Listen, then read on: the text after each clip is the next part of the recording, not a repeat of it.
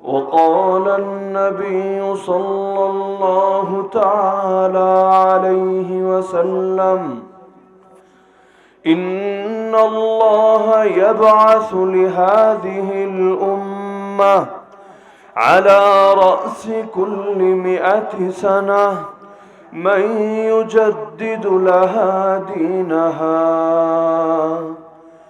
آمنت بالله صدق الله العلي العظيم وبلغنا رسوله النبي الكريم। শ্রীঘর আঞ্জুমান হেফাজতে ইসলাম সংগঠনের উদ্যোগে আয়োজিত আজকের এই 16তম বার্ষিক ইসলামী মহাসম্মেলনের সম্মানিত সভাপতি ও আয়োজক বৃন্দ, উপস্থিত আমার শ্রোতা ওয়াজিবুল ইহতারাম হযরত উলামায়ে কেরাম, এলাকার গণ্যমান্য মুরব্বীগণ, স্থানীয় এবং দূরদূরান্ত থেকে আগত দিন দরদি কোরআন প্রেমী প্রিয় তাওহীদ জনতা এবং পর্দার আড়ালে থাকা মা ও বোনেরা, সে মাগরিবের পর থেকে উলামায়ে কেরাম কোরআন ও সুন্নাহর আলোকে অত্যন্ত গুরুত্বপূর্ণ আলোচনা করেছেন। বিশেষভাবে এতক্ষণ পর্যন্ত কোরআন ও সুন্নাহর আলোকে অত্যন্ত গুরুত্বপূর্ণ ও দিক নির্দেশনামূলক আলোচনা করছিলেন আমাদের সিলেটের গর্ব শেখ পীরে কামেল মুফতি রশিদ আহমদ ফারুক হাফিজাহুল্লাহ। দোয়া করি আল্লাহ তাআলা হযরতের ইলমে, আমলে, হায়াতে, পরিবারে সবকিছুতে বরকত দান করুন। আল্লাহ তাআলা হযরতকে শেফায়ে কামেল আজল দান করে আমাদের মাথার উপর তার ছায়াকে দীর্ঘায়িত করুন। তো লম্বা চওড়া কোনো আলোচনা করব না, অতি অল্প সময়ে মৌলিক দু একটা বিষয় আলোচ করে আলোচনার ইতি টানবো ইনশাআল্লাহ। ব্যক্তিগতভাবে সংগঠনের নামটা দেখে আমার বেশ ভালো লেগেছে। হুজুরেরই দেওয়া নাম, আঞ্জুমান হেফাজতে ইসলাম। আমাদের সমাজে মাঝে মধ্যে নাস্তিকরা, বামরামরা, সেকুলাররা একটা প্রোপাগান্ডা ছড়ায়, ইসলাম হেফাজত তো আল্লাহ করবেন, কোন দলের নাম, কোন সংগঠনের নাম আবার হেফাজতে ইসলাম হয় কিভাবে? আল্লাহ নিজেই যখন জানিয়েছেন ইসলাম হেফাজত তিনি করবেন, তখন এটা তার উপর ছেড়ে দিয়ে অন্যরা চুপচাপ বসে থাকাই তো ভালো। তাদের কি দরকার নিজেদের কাঁধে দায়িত্ব নেওয়া যে আমরা ইসলামের হেফাজতের সৈনিক হব? বাস্তবতা হলো দুনিয়ায় সবকিছু তো আল্লাহই করেন। পৃথিবীতে আল্লাহর আদেশ ছাড়া, আল্লাহর নিয়ন্ত্রণ ছাড়া, পরিচালনা ছাড়া কারো কোনো কিছুই করার কোনো ক্ষমতা নাই। যে ব্যক্তি নেক আমল করে সেটাও আল্লাহর তৌফিক পেয়েই করে। যে ব্যক্তি কোনো গুনাহ করে আল্লাহ তারে ঢিল দিয়ে রেখেছেন বলেই সে গুনাহ করতে পারে। আল্লাহ তাআলা যদি না চান দুনিয়ার কারো কোনো কিছু করারই কোনো ক্ষমতা থাকে না। কোরআন তো হেফাজত আল্লাহই করেন, তাহলে বাচ্চারা হাফেজ হয় কিসের জন্য? আরে হাফেজ তো এজন্যই হয়, হেফাজত তো আল্লাহ করেন, কিন্তু আল্লাহ হেফাজতের একটা মাধ্যম বানিয়েছেন বান্দার সিনাকে। কত বড় সৌভাগ্যবান সে ব্যক্তি, আল্লাহ যার সিনাকে তার কিতাবের ধারণ করার জন্য কবুল করে নিয়েছেন, যেই কবুলের ওসিলায় তার দেহের উপর আল্লাহ জাহান্নামের আগুনকেও হারাম করে দিয়েছেন। হাদিসের মধ্যে আছে, ইন্না লিল্লাহি আহলিনা মিনান নাস, মানুষের মধ্যে আল্লাহ তাআলার পরিবারভুক্ত সদস্য রয়েছে অনেকে। সাহাবীরা শুনে অবাক, আল্লাহর ফ্যামিলি মেম্বার, আল্লাহর পরিবার মানুষ আবার হয় কিভাবে? আল্লাহর কোনো স্ত্রীও নাই, আল্লাহর কোনো সন্তান সন্ততিও নাই। লাম ইয়ালিদ ওয়া লাম ইউলাদ, তিনি কাউকে জন্ম দেন নাই, তিনিও কারো থেকে জন্ম নেন নাই। লাম ইয়াত্তাখিদ সাহিবাতান ওয়ালা ওয়ালাদা, না তিনি কোনো স্ত্রী গ্রহণ করেছেন না সন্তান গ্রহণ করেছেন। তো আল্লাহর আবার পরিবার হয় কিভাবে? সাহাবীরা অবাক হয়ে জিজ্ঞেস করলেন। আল্লাহ রাসূল সাল্লাল্লাহু আলাইহি ওয়াসাল্লাম বললেন, আল্লাহর পরিবার কারা তোমরা জানো? আহলুল কোরআন হুম আহলুল্লাহ ওয়া খাসাতুহু, কোরআন ওয়ালা যারা, কোরআনের ধারক এবং বাহক যারা, তারাই আল্লাহর পরিবার, তারাই আল্লাহর বিশেষ লোক। সবারই কিছু খাস লোক থাকে, খাস মানুষ থাকে, যাদের সঙ্গে নিজের গোপন কথাগুলো লোকে শেয়ার করে। হাদিসে বলা হচ্ছে আল্লাহরও খাস লোক আছে, তবে কারা? দুনিয়ার সবাই না। আল্লাহর কিতাবকে, আল্লাহর কালামকে যারা সিনায় ধারণ করে, এই কিতাবের উপর ঈমান রাখে এবং তদনুযায়ী আমল করে, তারাই আল্লাহর খাস বান্দা, তারাই কেমন যেন আল্লাহর পরিবার। তো ইসলামের হেফাজত, কোরআনের হেফাজত, দ্বীনের হেফাজত, শরীয়তের হেফাজতের জিম্মাদারি আল্লাহ মানব জাতি আর জিন জাতিকে দিয়েছেন বলেই আল্লাহ তাদেরকে দামি বানিয়েছেন।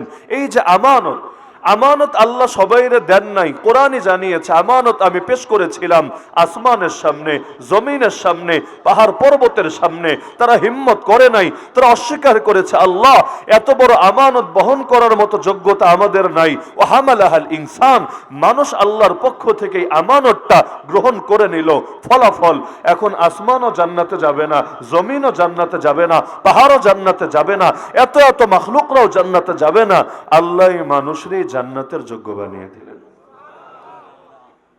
তো সর্বযুগে আমানতকে যে যত বেশি করে ধারণ করবে, আসমানে তার দাম তত বেশি বৃদ্ধি পাবে। ওমর রাদিয়াল্লাহু তাআলা আনহু বলেন, নাহনু কওমুন আ'আজ্জানাল্লাহু বিল ইসলাম, আমরা হচ্ছি সেই জাতি যাদেরকে আল্লাহ ইসলামের ওসিলায়, ইসলামের বরকতে সম্মানিত বানিয়েছেন। ফাইদা বিতাগাইনাল ইজ্জাতা ফি গায়রিহি আযাল্লানাল্লাহ, এখন ইসলাম ছেড়ে অন্য যেখানে ইজ্জত তালাশ করি না কেন, যেহেতু আল্লাহ ইসলামের বরকতে ইজ্জত দিয়েছিলেন, যখন ইসলাম ছাড়তে শুরু করব, যিনি আগে ইজ্জত দিয়েছিলেন তিনি এবার লাঞ্ছিত করে ছাড়বেন। তা আমাদের মূল্য, আমাদের সম্মান, আমাদের মর্যাদার মূল ভিত্তি এটা, আমরা আল্লাহর আমানতকে ধারণ করেছি। এ কারণে রাসূলুল্লাহ সাল্লাল্লাহু আলাইহি ওয়াসাল্লাম বলেন, সুনানে আবু দাউদে বর্ণিত বিশুদ্ধ হাদিস, ইন্নাল্লাহা ইয়াবআসু লিহাযিহিল উম্মাহ আলা রাসি কুল্লি মিআতি সানা মান ইউজাদ্দিদু লাহা দীনাহা, প্রত্যেক শতাব্দীর মাথায় আল্লাহ উম্মতের জন্য এমন লোকদেরকে পাঠিয়ে দেন যারা পৃথিবীতে এসে ইসলামকে, দ্বীনকে সংস্কার করে। দ্বীনের নামে যত বেদাত আবিষ্কার হয়, যত শিরিক ঢুকে যায় দ্বীনের মধ্যে, এগুলোর বিরুদ্ধে মোকাবেলা করে, যুদ্ধ করে, জিহাদ করে এবং আল্লাহ যেভাবে দ্বীন দিয়েছিলেন সেভাবেই হেফাজত করে। তো হেফাজতে ইসলামের দরকার আছে নাকি নাই? আল্লাহ রাসূল এটাই স্পষ্ট জানালেন যে অতীতে এক নবী চলে গেলে তো আরেক নবী আসতো। যদি এমন হতো মাঝখানে কিছু ফিতনা ঢুকে যেত, পরবর্তী নবী এসেই হাল ধরত এবং ফিতনাগুলোর মোকাবেলা করে উম্মতকে আবারও সহি দ্বীনের উপর নিয়ে আসতো। কিন্তু আমার রাসূলের পর কি আর কোন রাসূল আসবে? কেউ যদি নিজেকে নবী রাসূল বলে দাবি করে, নাসিরনগরের লোকেরা কি তারে নবী আর রাসূল বলে মানবে? গোলাম আহমদ কাদিয়ানীও তো দাবি করেছিল। আপনারা সেই কাদিয়ানীকে কি নবী মানেন না দাজ্জাল মানেন? মুসলমান মানেন না নিকৃষ্ট কাফের মানেন? এমন নিকৃষ্ট কাফের যে আল্লাহর রাসূলের শানে বেয়াদবি করার কারণে এই পৃথিবীতে মুসলিম পরিচয় নিয়ে বেঁচে থাকারই অধিকার রাখে না। তো এখন আল্লাহর রাসূল তো চলে গেলেন, তারপর তো নবী কেউ আসবে না, রাসূল কেউ আসবে না। তো ইসলামের নামে যত বেদাত আবিষ্কার হবে, যত শিরিক আবিষ্কার হবে, বিভিন্ন ভার্সন তৈরি হবে, এগুলোর মোকাবেলা কে করবে? আল্লাহ রাসূল জানিয়ে গেলেন, পেরেশানির কিচ্ছু নাই। আল্লাহ কোন শতাব্দীকেই মুজাদ্দিদ থেকে খালি রাখবেন না। প্রত্যেক শতাব্দীতেই আল্লাহ এমন লোকদেরকে তৈরি করবেন যারা দ্বীনকে সংস্কার করবে। সংস্কার বুঝেন? একটা ছুরি বাসায় পড়ে থাকলেও দেখবেন জং ধরে যায়। কোরবানি যখন আসে এটারে ঘষে ঘষে আবার ধার করতে হয়। ধার করলে এটা দিয়ে গরুটারে ঠিক মতো কাটা যায়। যদি ধার না করেন, যত দাম দিয়ে বানান, দেখা যায় কোরবানির দিন এটা দিয়ে লক্ষ্য অর্জন করা যায় না। উল্টো এলাকার মানুষের কাছে বকা শুনতে হয়, কি ছুরি নিয়ে আসলি, গরুর চামড়াই তো কাটে না এটা দিয়ে। তো ইসলামের মধ্যেও যত জং ধরবে, কিছু লোক ধরানোর চেষ্টা করে যাবে, এগুলো দূর করার জন্য আর মোকাবেলা করার জন্য আল্লাহ হার জামানায় কিছু লোক তৈরি করে দিবে। এই হাদিসটা নিয়ে আমাদের সমাজে কিছু মানুষের ভুল ধারণা আছে। কেউ কেউ ব্যাখ্যা করে প্রত্যেক 100 বছরে মাত্র একজন করে মুজাদ্দিদ আসবে। আবার কবে আসবে? 100 বছর তো লম্বা একটা সময়। এখন 100 বছরের শুরুতে আসবে না শেষে আসবে না মাঝে আসবে? কেউ ব্যাখ্যা করে 100 বছরের শুরুতে আসবে, কেউ ব্যাখ্যা করে 100 বছরের শেষের দিকে আসবে। তার মধ্যে আবার পেরেশানি, বছরের হিসাব কোন বছর? এটা কি আরবি বছর নাকি ইংলিশ বছর? ইংলিশ বছর যদি হয়, যেটা আমাদের প্রচলিত সন গণনা আমরা করি, তাহলে 2023 মনে করেন এখন একটা 100 বছরের শুরুর দিকে আমরা আছি, খুব বেশি দূর আসি নাই। কিন্তু আরবি যদি দেখেন 1445, তাহলে আমরা শুরুতে না, মোটামুটি মাঝামাঝিতে আছি। তো হিজরি ধরলে একরকম হিসাব, আর যদি ইংলিশটা ধরেন জানুয়ারি ফেব্রুয়ারির যে বছর, এটারে ধরলে আরেক রকম হিসাব। মূলত কোনটারে ধরবো, কোনটার আলোকে বুঝবো, বড় পেরেশানি। আবার মুজাদ্দিদ কারে বলবে এটা নিয়ে ইখতিলাফের কোনো শেষ নাই। প্রত্যেক দল নিজের পছন্দের লোকরেই মুজাদ্দিদ বলতে ভালোবাসে। এখন বেদাতি ওর গুরুরেও বলে মুজাদ্দিদে জামান, অথচ সে ইসলামের সংস্কার তো করে নাই, ইসলামটার আরো বরবাদ করে ছেড়েছে নিজের পকেট ভরার জন্য, নিজের ধান্দা পূরণ করার জন্য। তথাকথিত আশেকে রাসূল সুন্নি সুন্দর সুন্দর নাম ধারণ করে ইসলামের গোড়ায় কুঠারাঘাত করেছে। তো এদেরকে তো মুজাদ্দিদ বলে না, মুফসিদ বলে। এরা ইসলামকে যতটা সংস্কার করে তার চাইতে হাজার গুণ বেশি বরবাদ করে, মানুষের সামনে সুন্নত আর বেদাতকে অস্পষ্ট করে তোলে। তো এখন হাদিসের ব্যাখ্যা আসলে কি, আমরা কোন বছর গণনা করব? আমার এখনো মনে পড়ে কক্সবাজার একবার এক মাহফিলে গেলাম। আমার আগে একজন লম্বা আলোচনা করছিলেন এই হাদিসের উপর। এলাকা আবার সুন্নি এলাকা, আমি জানতাম না।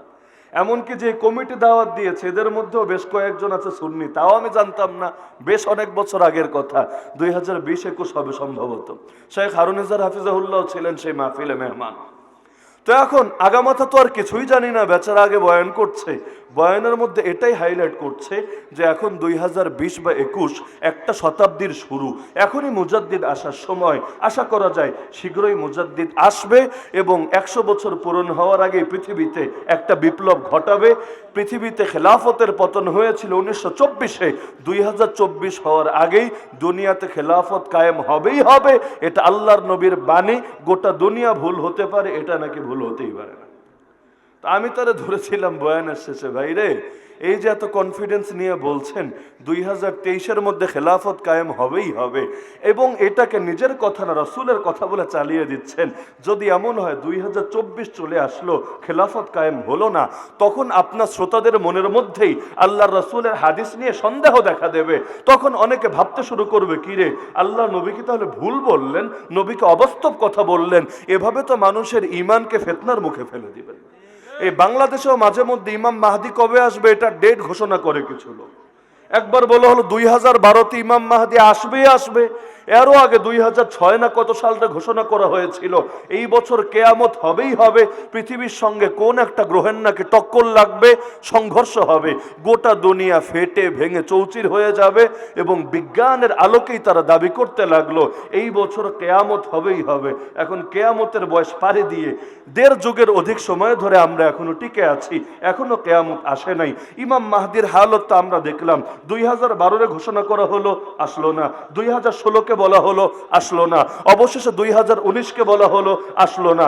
এরপরে 2022-23-কে ঘোষণা দেওয়া হয়েছিল, 22 তো শেষই, 23 শেষের পথে, আসে নাই। এখন নতুন করে শুনছি 2028-এ নাকি আসবে। আর এভাবে বারবার বারবার ঘোষণা দিতে থাকলে মানুষের ঈমান খালি ফিতনার মুখেই পড়বে। যেই জিনিস আল্লাহ স্পষ্ট করেন নাই, রাসূল স্পষ্ট করেন নাই, সেই জিনিস তোমাদের স্পষ্ট করার কি দরকারটা পড়েছে? যদি এটা স্পষ্ট করাটা জরুরি বিষয় হতো, আল্লাহ এবং তার রাসূল কখনোই অস্পষ্ট রাখতেন না। আল্লাহর রাসূল বলেন, তারাকতুকুম আলা মাহাজ্জাতিন বাইদা, আমি তোমাদের কেমন এক দিন দিয়ে যাচ্ছি, এমন সুস্পষ্ট প্রমাণের উপর প্রতিষ্ঠিত রেখে যাচ্ছি, লাইলুহা কানাহারিহা, যার রাত হলো দিনের মতো।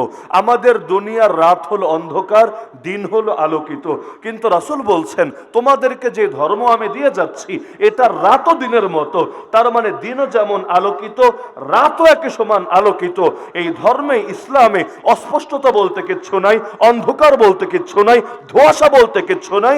লা ইয়াজিগু আনহা বাদি ইল্লা হালিক, আমি নবী দুনিয়া থেকে যাওয়ার পরও এই ইসলাম থেকে বরবাদ হবে, গোমরা হবে একমাত্র তারা যারা আসলে কপাল পোড়া। না হলে এত সুস্পষ্ট দিন পাওয়ার পর কেউ গোমরা হওয়ার কথা না। আল হালালু বাইয়িন ওয়াল হারামু বাইয়িন। আল্লাহ রাসূল বলেন, হালালও স্পষ্ট, হারামও স্পষ্ট। ইসলামের মৌলিক বিষয়ে কোনো অস্পষ্টতা নাই। আর যেগুলো অস্পষ্ট সেগুলো স্পষ্ট করার মধ্যে আমাদের আলাদা কোনো জরুরত নাই।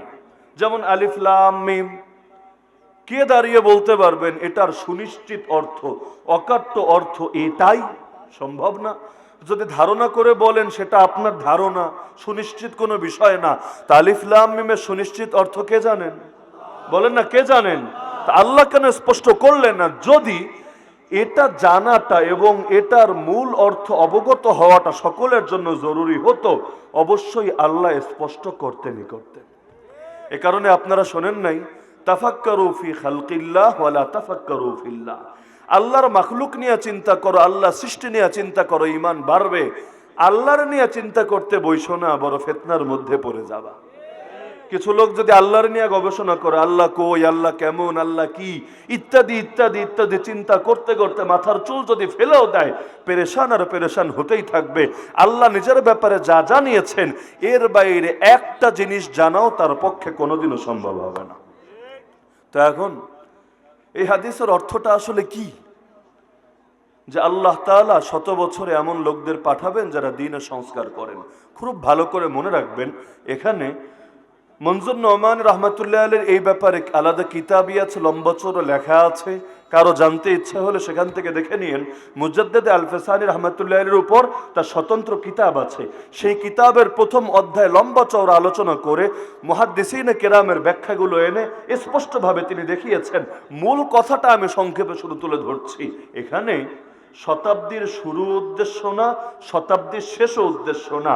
এখানে উদ্দেশ্য হলো প্রতিটা যুগেই যে ইসলামের খেদমতের ধারা জারি থাকবে, ইসলামের হেফাজতের ধারা জারি থাকবে, ইসলামের সংস্কারের ধারা জারি থাকবে, এটা বুঝিয়ে দেওয়া যে এই ইসলাম কখনো এমন হবে না যে তার নেতৃত্বে কেউ নাই, তার কর্তৃত্বে কেউ নাই, তার দেখাশোনায় কেউ নাই, তার সেবা যত্নে কেউ নাই। এবার যার যেভাবে ইচ্ছা ব্যাখ্যা করতে থাকবে, যার যেভাবে ইচ্ছা ইসলামকে পরিবর্তন করতে থাকবে, এমন সুযোগ কখনোই হবে না।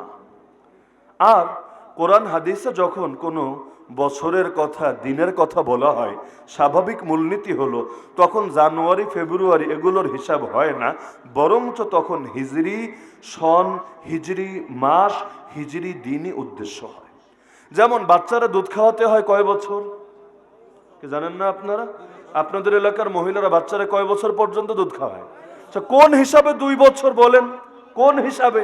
যদি বলেন জানুয়ারি ফেব্রুয়ারি এই যে বছরগুলো, এভাবে 2 বছর, তাহলে যেই কয়দিন হবে, যদি মুহররম সফরের বছর হিসাব করেন, দিন কিন্তু সমান হবে না, দিন কম হবে। আরবি সন অনুসারে, হিজরি সন অনুসারে বছর যেই কয়দিনে হয়, আর ইংলিশ সন হিসাবে বছরকে সেই কয়দিনেই হয় না বেশি হয়? বেশি হয়। প্রতি বছরে 11 থেকে 12 দিন বেশ কম থাকে। আরবি মানে হিজরি বছর, আর ইংলিশ, যেটা আমরা ইংলিশ বলি, আসল নাম ইংলিশ না, বোঝার স্বার্থে আমি বারবার এই শব্দ ব্যবহার করছি। ইংলিশ বছর আর আরবি বছরের মধ্যে গড়ে প্রতি বছর 11 থেকে 12 দিন বেশ কম হয়। তো 2 বছর মিলে 22 থেকে 24 দিন পর্যন্ত বেশ কম হবে। তো এবার হুজুরের থেকে ফতোয়া নিলেন বাচ্চারা 2 বছর দুধ খাওয়াবেন। এখন হিসাব কি জানুয়ারি ফেব্রুয়ারি দিয়ে করবেন না মুহররম সফর দিয়ে করবেন? আপনাকে মুহররম সফর দিয়ে হিসাব করতে হবে এবং এভাবেই 2 বছর গুনতে হবে। এখন আপনি যদি ইংলিশ অনুসারে গুনেন, তাহলে হুজুরের থেকে যে ফতোয়া নিয়েছেন তার চাইতে 22 থেকে 24 দিন বেশি বাচ্চারা দুধ খাওয়াইয়া দিবেন। একইভাবে জাকাত, জাকাতের মাসালা আপনারা জানেন, যেদিন আপনারা নেশাব পরিমাণ সম্পদের মালিক হন সেদিনে জাকাত ফরজ হয় না, বরঞ্চ এটার 1 বছর পূর্তি হওয়ার পর, হাউলানুল হাউল বলে আরবিতে, 1 বছর পূরণ হওয়ার পর জাকাত দিতে হয়। এই 1 বছর কোন 1 বছর? যদি বলেন ইংলিশ হিসাবে তাহলে তো এখানে 365 দিনের হিসাব আসবে। যদি বলেন আরবি হিসাবে তাহলে এখান থেকে 11 বা 12 দিন কম থাকবে। তো এখন হিসাব অধিকাংশ মানুষ ইংলিশ দেখে করে। জানুয়ারি মাসের 10 তারিখ আমি নেশাব পরিমাণ সম্পদের মালিক হয়েছি, পরবর্তী বছরের জানুয়ারির 9 তারিখ আমি যাকাত দিব না। ভাই, এভাবে হিসাব না, হিসাব আপনারে করতে হবে আরবি দিয়ে। উদাহরণস্বরূপ রমজান মাসের 1 তারিখ আমি নেশাব পরিমাণ সম্পদের মালিক হয়েছি, তাহলে পরবর্তী বছর শাবানের শেষ দিন আমার বছর পূরণ হবে, তখন আমাকে যাকাত অবধারিতভাবে দিতে হবেই হবে। তাহলে এই জিনিসটা সর্বদা মনে রাখবেন। কোরআন হাদিসে যেখানে তারিখের কথা, মাসের কথা, বছরের কথা আসে, সেখানে ইংলিশটা বিবেচ্য হয় না, বরং হিজরি বা আরবিটাই বিবেচ্য হয়ে থাকে। যেমন প্রতি মাসে 3টা দিন রোজা রাখা সুন্নাত। কোন 3 দিন? 13, 14 এবং 15 তারিখ। এবার আমারে বলেন কোন 13, 14, 15? জানুয়ারির 13, 14, 15? ফেব্রুয়ারির 13, 14, 15? না, মুহররমের 13, 14, 15, সফরের 13, 14, 15, রবিউল আউয়ালের 13, 14, 15, আরবি মাসগুলোর 13, 14, 15 রাখলে কি হবে? 3 দিন রোজা রাখলে আল্লাহ 30 দিন রোজা রাখার সওয়াব দিয়ে দেবে। কেউ যদি প্রতি মাসে জাস্ট 3টা করে রোজা রাখতে পারে, কিয়ামতের ময়দানে উঠে দেখবে তার গোটা জীবনটাই রোজার মধ্যে কেটে গেছে। আল্লাহর রাসূলের ভাষায় যালিকা সিয়ামুদ দাহর, এটা তার মাসের রোজা না, তার গোটা জীবনের রোজা হয়ে যাবে। আর আমার হিসাবে এক জীবনে 2 জীবনের রোজা হবে। বলবেন কিভাবে? রমজানে আপনারা রোজা রাখেন কয়টা? পূর্ণ মাস যদি পান, ধরেন 29 হয় নাই, 30ই হলো, তাহলে 30 দিনে 30টা রোজাই তো রাখেন। নাকি শ্রীঘরের লোকেরা 2টা 4টা রাখে? অনেকে লেখা আছে প্রথম দিন, শেষ দিন, 27-এর দিন, মাশাআল্লাহ খতম। কিন্তু আপনারা কয়টা রাখেন? 30 হলে 30, 29 হলে 29, ধরেন হিসাবের খাতিরে 30 ধরলাম। শাওয়াল আসলে 6টা রোজা রাখেন তো আলহামদুলিল্লাহ, নাকি? চেষ্টা করেন রাখার। তো এখন শাওয়ালে 6 রোজা, রমজানে 30 রোজা, মোট 36টা।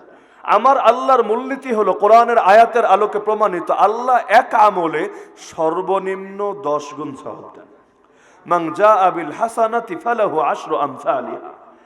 নামাজ পড়েন ডেইলি 5 ওয়াক্ত, আল্লাহ 5 ওয়াক্তের সওয়াব কোনোদিনই দেন না, আল্লাহ 50 ওয়াক্তের সওয়াব প্রতিদিন আপনাদেরকে দেন।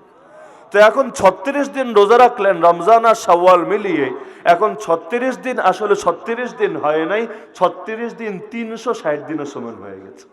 আরবির হিসাবে বছরে 360 দিন হয় না।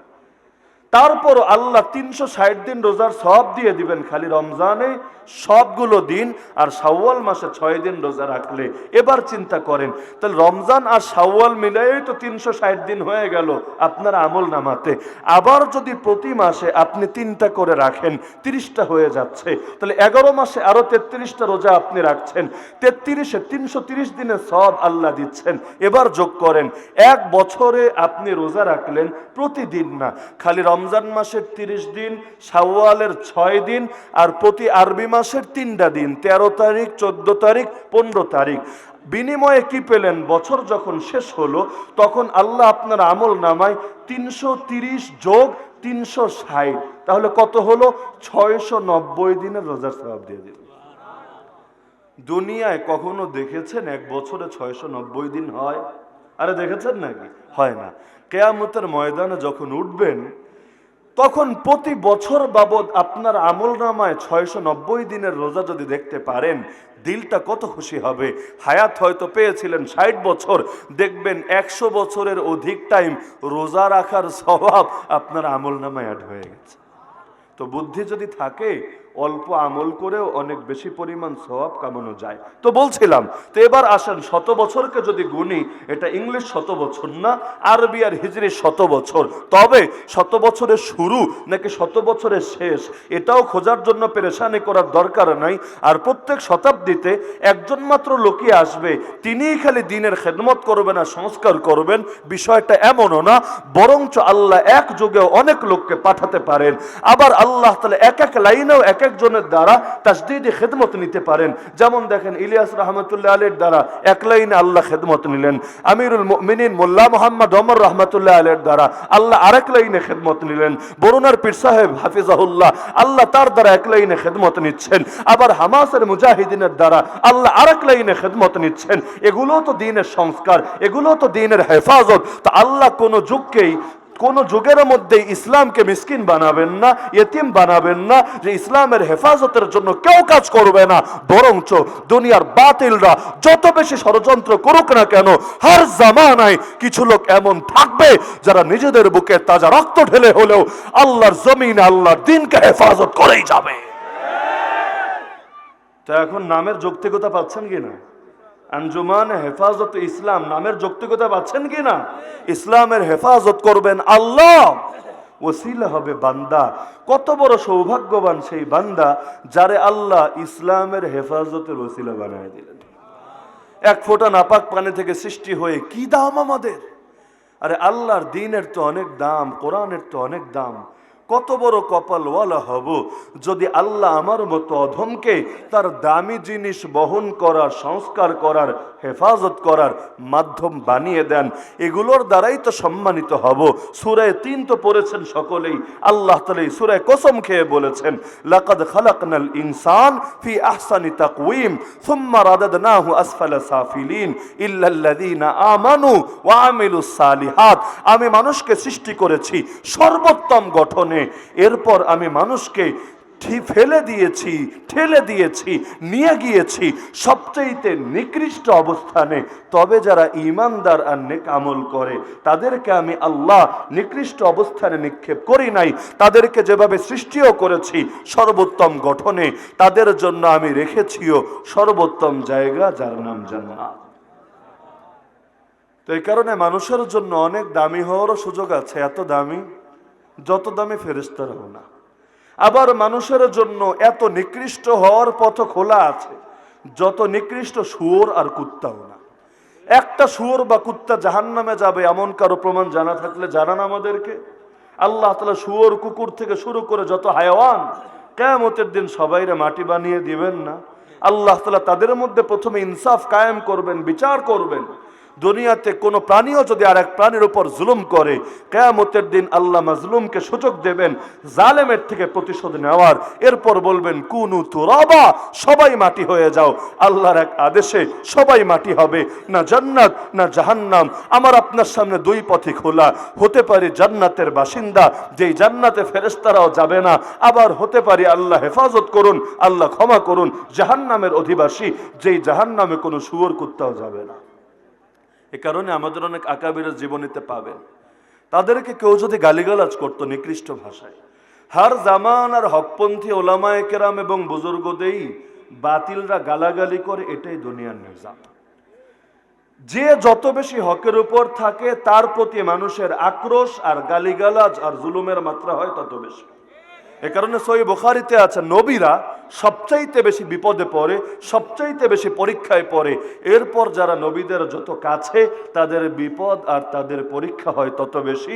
আশাদ্দুন নাসি বালাআন আল আম্বিয়া সুম্মাল আমসালু ফাল আমসাল।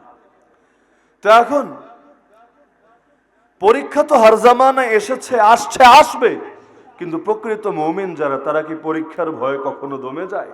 তো অনেক বুজুর্গের জীবনীতে এমন পাওয়া যায়, লোকে গালিগালাজ করতো, নিকৃষ্ট গালিগালাজ। মুরিদানরা এসে বলতে, হুজুর এভাবে গালি দেয় আপনাদেরকে, দিল তো মানে না, অন্তরে তো সহ্য হয় না, কি করব বলেন?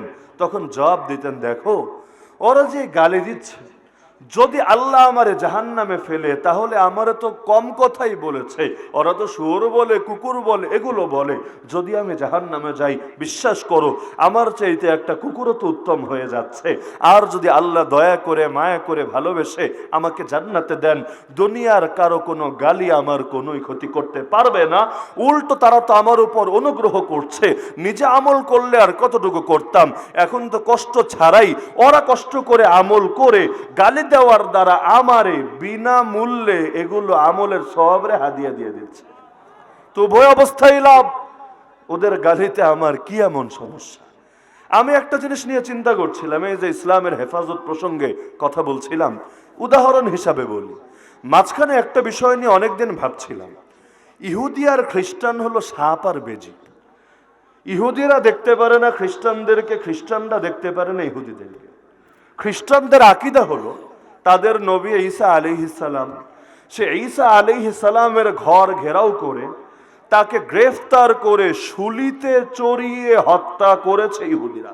আমাদের আকীদা না, আমাদের আকীদা ঈসা আলাইহিস সালামকে কেউ হত্যা করতে পারে নাই। তার ঘরকে ঘেরাও করেছিল ইহুদিরা, এটা সত্য, কিন্তু গ্রেফতার করতে সক্ষম হয় নাই। আল্লাহ তাআলা তাকে উঠিয়ে নিয়েছেন আসমানে, কিয়ামতের আগে দাজ্জালকে ধ্বংস করার জন্য পুনরায় পাঠাবেন জমিনে। তো এখন এটা তো আমাদের আকীদা, ওদের আকীদা না। ওদের আকীদা হলো যারে ওরা গ্রেফতার করেছিল সেই ছিল ঈসা আলাইহিস সালাম। কিন্তু কোরআনের আয়াতের আলোকে আমরা বলি, বাল শুববিহা লাহুম, যাকে তারা গ্রেফতার করেছিল তারা ঈসা নবী ছিল না। যেই জালেম ঈসা নবীকে গ্রেফতার করার জন্য ঘরের ভেতর ঢুকেছিল, আল্লাহর চেহারারে হঠাৎ করে নবীর চেহারার মতো বানায় দিলেন। আল্লাহ চাইলে পারেন না? মাঝে মধ্যে পত্রপত্রিকায় দেখেন না, যে আগে ছিল মেয়ে, হঠাৎ হয়ে গেছে ছেলে, আগে ছিল ছেলে, হঠাৎ হয়ে গেছে মেয়ে। এই রকম খবর শুনলে কে বিশ্বাস করবে? কিন্তু এলাকার লোকেরা গিয়ে বাসায় ভিড় লাগিয়েছে, তার সাক্ষাৎকার দিচ্ছে না, তথ্যটা বানোয়াট না, বাস্তবেই বিষয়টা এমনই ঘটেছে। তো এখন আল্লাহ চাইলে আল্লাহর পক্ষে তো সবই সম্ভব। যেই আল্লাহ প্রথমবার আকৃতি সৃষ্টি করলেন, সেই আল্লাহ চাইলে পরের বার আকৃতি পাল্টে দিতে পারেন না? জাহান্নামে যারা যাবে এক একটা দাঁতই তো হবে উহুদ পাহাড়ের মতো, তাহলে শরীরটা কত বড় হবে, মুখটা কত বড় হবে, চেহারাটা কত বড় হবে? এত বিশাল আকৃতি আল্লাহ কেন দিবেন? শুধুমাত্র এই কারণে, শরীর যত বড় হবে আগুনের তাপও তত বেশি লাগবে, জাহান্নামের শাস্তি যাতে ভালো মতো ভোগ করতে পারে, এজন্য আল্লাহ এত বিশাল এক দেহ তাদেরকে দিয়ে দিবেন। তো এখন যেই জালেম গিয়েছিল নবী ঈসারে ধরিয়ে দিবে বলে, আল্লাহর কুদরত, নবী ঈসারে আল্লাহ তুলে নিলেন আসমানে, তার চেহারারে বানিয়ে দিলেন নবী ঈসার মতো করে। অন্যরা এখন চিন্তিত, কিরে বের হয় না কেন, বের হয় না কেন? এখন যখন ঢুকলো ভেতরে, তারা তো ভাবলেই তো আসামি ডিটেক্টেড, পেয়ে গেছি, এবার অরে নিয়ে শুলিতে চড়াই। এখন নিজেদের লোক নিয়ে শুলিতে চড়াই দিল, কিন্তু পরে তো পেরেশান, আমাদের সৈনিকটা আবার কই হারায় গেল। তো এখন খ্রিস্টানদের দিক থেকেই ধরি, যে ইহুদিরা ঈসা নবীরে হত্যা করেছে, মানলাম, তোমাদের আকীদা সহি, তর্কের খাতিরে মানলাম। এবার আমারে বলেন, যাদের নবীকে অন্য জাতি হত্যা করে, তাদের চোখে ওই জাতির চাইতে নিকৃষ্ট কেউ হতে পারে? যেমন আপনাদের যদি এমন আকীদা হতো, বা আকীদা বাদ দেন, যদি এমন হয় আপনার বাপরে কেউ খুন করেছে, আপনার নেতারে কেউ খুন করেছে, জিন্দেগিতে আপনি তারে বুকে জড়ায় নিতে পারবেন, তার সঙ্গে বন্ধুত্ব করতে পারবেন, এমনকি চিরকাল ওর নামটা শুনলেও আপনার ভেতরে ঘৃণা জেগে যাবে। দেখেন না, সেই 1975 সালে শেখ মুজিবুর রহমান সাহেবরে হত্যা করেছে একদল লোক, সেই 2023-এ এসেও তার মেয়ে আলোচনা করতে গেলে পিএম প্রায় আলোচনায় সেই প্রসঙ্গ টানে না যে ওরা আমার বাবাকে হত্যা করেছে। মাঝখানে বছর কিন্তু একটা দুইটা না, 50 বছরের কাছাকাছি সময়, তারপরও কষ্ট ভোলে নাই, এবং আমার ধারণা 10 বছর বেঁচে থাকলেও ভোলার কথা না। যতবার বয়ান করবে প্রায় সময় সেই খুনিদের কথা টানবে, এটা মানুষের ন্যাচারাল বিষয়। এখানে আপনি আমি যেই হই না কেন, যদি আমার আপনজনরে কেউ মারে, তার প্রতি আমার দিলে ক্ষোভ চিরকাল থাকবে। মাঝখানে হয়তো দেখেছিলেন সৌদি আরবের একটা ঘটনা, যে একজন লোক আর একজনরে মেরে ফেলেছে, তার আত্মীয়রা এবার এটার জন্য কিসাস নিবে, যেহেতু কিছু ক্ষেত্রে হলেও ইসলামী বিচার আচার আছে। এখন কিসাস ইসলামের শাস্তি হলো হত্যার বদলে হত্যা, প্রাণের বদলে প্রাণ, মৃত্যুর বদলে মৃত্যু। ও যেহেতু মেরেছে তোমার আত্মীয়কে, সুতরাং তুমিও এই দাবি করতে পারো মারার বিনিময় ওরেও মারা হবে। এবার সেই সিদ্ধান্তে স্থির, ওকেও হত্যা করা হবে, মৃত্যুদণ্ড দেওয়া হবে। কিন্তু তারও তো আত্মীয় স্বজন আছে, তারা এবার চাইল এরে কোনোভাবে খুশি করা যায় কিনা। আর ইসলামেরও নিয়ম হলো, যার হক যদি সে মাফ করে দেয়, সে যদি বলে ঠিক আছে ওর মৃত্যুদণ্ড দেওয়ার দরকার নাই, আমি ক্ষমা করে দিলাম, টাকার বিনিময়ে হোক, টাকা ছাড়া হোক, যদি সে ক্ষমা করে দেয়, রাষ্ট্রেরও অধিকার থাকে না তারে হত্যা করার। তো এখন সোনা দানা যে যা পেরেছে, সম্পদের পাহাড়ের স্তূপ বানিয়ে দিয়েছে, তুমি এগুলো নিয়ে হলেও খুশি থাকো। যে মরার সে তো মরে গেছে, সে তো আর ফিরে আসবে না। ওরে 10 বার হত্যা করলেও তোমার আত্মীয়তার কবর থেকে বের হয়ে আসবে না, যা হওয়ার হয়ে গেছে, এগুলো নিয়ে তুমি খুশি থাকো, তারে ক্ষমা করো। শেষ মুহূর্ত পর্যন্ত বেচারা বলেছে, গোটা দুনিয়া দিলেও আমি খুশি হব না, আমি আমার হক ছাড়বো না, ওরে মারতেই হবে। পরিশেষে তার মৃত্যুদণ্ড দিয়েছে, তারপর এই লোকের প্রাণ জড়িয়েছে। তো এখন নবীর চাইতে লোকে তো আর কাউকে বেশি ভালোবাসে না, আর ভালোবাসলে নিজেকে সেই নবীর উম্মত পরিচয় দেওয়ার অধিকার রাখে না। ওমর রাদিয়াল্লাহু আনহু একদিন বলেছিলেন, ইয়া রাসূলুল্লাহ, আমি আপনাকে ভালোবাসি দুনিয়ার সবার চাইতে বেশি, এমনকি আমার স্ত্রী সন্তান আমার ফ্যামিলি মেম্বারের চাইতে আপনাকে বেশি ভালোবাসি, ইল্লা নাফসি আল্লাতি বাইনা জামবি। সাহাবীরা সত্যবাদী ছিলেন, ভেতরে যেটা বাইরেও সেটাই প্রকাশ করে দিতেন। বললেন, রাসূল, তবে এখনো নিজের প্রাণের চাইতে বেশি ভালোবাসতে পারি নাই। আল্লাহর রাসূল বলেন, ওমর, এখনো তোমার ঈমান পরিপূর্ণ হয় নাই। এরপর রাসূল দোয়া করলেন, তাওয়াজ্জু দিলেন। ওমর রাদিয়াল্লাহু আনহু কিছুক্ষণ ফিকির করে বললেন, ইয়া রাসূলুল্লাহ, এখন আমি আপনাকে আমার নিজের প্রাণের চাইতেও বেশি ভালোবাসি। রাসূল খুশি হয়ে বললেন, আল আন ইয়া ওমর, হে ওমর, এখন তোমার ঈমান পরিপূর্ণ হয়েছে। এ কারণে দেখেন, আমাদের ব্যক্তিগত দুশমনের চাইতে আমরা নবীর দুশমনকে বেশি ঘৃণা করি। আসাদ নূরকে বেশি ঘৃণা করেন না আপনার ব্যক্তিগত দুশমনকে বেশি ঘৃণা করেন? কাদিয়ানীদেরকে বেশি ঘৃণা করেন না আপনার এলাকার দুশমন দলের দুশমনকে বেশি ঘৃণা করেন? প্রকৃত মুমিন যারা, তারা নবীর দুশমনকে সবচাইতে বেশি ঘৃণা করে, সবচাইতে বেশি তাদের উপর শত্রুতার বিদ্বেষ রাখে। তো এখন খ্রিস্টানদের আকীদা হলো ইহুদিরা তাদের নবীকে হত্যা করেছে, বুঝছেন? তো এখন উচিত ছিল তো এটাই, খ্রিস্টানরা ইহুদিদেরকে সবচাইতে বেশি ঘৃণা করবে, সবচাইতে বেশি শত্রুতা রাখবে তাদের উপরে, এটাই তো যুক্তির দাবি। আর ইহুদিরা ওদের নবীরেই মেরেছে হিংসার কারণে, তো নবীরেই যারা দেখতে পারে না, উম্মতরে কেমনে দেখবে? তারাও খ্রিস্টানদের উপর চড়াও থাকবে, খ্রিস্টানদেরকে মারবে। ইহুদিরা তো আর আজকের শুধু কথা না, অতীত যুগ থেকে পড়েন, শুরু জামানা থেকে পড়েন, শুধু ঈসা নবীরে খ্রিস্টানদের আকীদা অনুসারে মেরেছে এমন না, বরঞ্চ হাজার হাজার খ্রিস্টানকে বিভিন্ন সময়ে হত্যা করেছে ওরা। তা আমি অবাক হতাম এটা ভেবে, ইহুদি আর খ্রিস্টান সাপ আর বেজি। সাপ আর বেজি কি এক হয়? দুইটারে কে একসঙ্গে দস্তি পাতায় এক ঘরে রাখা সম্ভব? তবে আমি অবাক হচ্ছিলাম, এই আধুনিক যুগে এসে বা আমরা আমাদের সময়ের কথা বলি, এই সময়ে দেখতে পাচ্ছি ইহুদি আর খ্রিস্টান পরম আপন বন্ধু, এবং দুই দল মিলেই মুসলমানদেরকে মারছে। এই যে ফিলিস্তিনের মুসলমানের উপর জুলুম হচ্ছে, এই ফিলিস্তিনের মুসলমানের হালত জানেন তো আপনারা নাকি? পুরো মজলিসের মধ্যে কোথাও নাই ফিলিস্তিনের কোনো পতাকা। একজন আল্লাহর বান্দা আলহামদুলিল্লাহ শুধু দেখতে পাচ্ছি মাথায় ফিলিস্তিনের যে রুমালটা ব্যবহার করে সেটা, আর গায়ের মধ্যেও ফিলিস্তিনের প্রতি সংহতি। কিন্তু অধিকাংশের ক্ষেত্রেই হালতটা সুখকর না। কিন্তু বিশ্বকাপ আসুক দেখেন, প্রতিটা বাড়ির ছাদে ছাদে, প্রতিটা যুবকের গায়ে গায়ে সেই কাফের মুশরিক দেশের পতাকা, তাদের আদর্শ, তাদের লোগো দেখতে পাওয়া যায় না? তাহলে সব মহাব্বত কি ব্রাজিল, আর্জেন্টিনা, স্পেন আর জার্মানির জন্য, মাজলুম মুসলমানদের জন্য কি দিলে দরদ থাকতে হয় না? তো আল্লাহ হেফাজত করুন। তো এই যে ফিলিস্তিনের মুসলমানের উপর জুলুম হচ্ছে, আমাকে বলেন তো, খ্রিস্টানদের আশকারা না পেলে, ওদের শেল্টার আর সাপোর্ট না পেলে, এক ইসরায়েল মিলে এই ফিলিস্তিনের কিছু করতে পারতো? ইসরায়েলের কলিজা বড়, কত বড় ওর শক্তি আছে বুঝলাম, কত শক্তি! গোটা দুনিয়ার 180 কোটি মুসলমানের চাই থেকে বেশি শক্তি।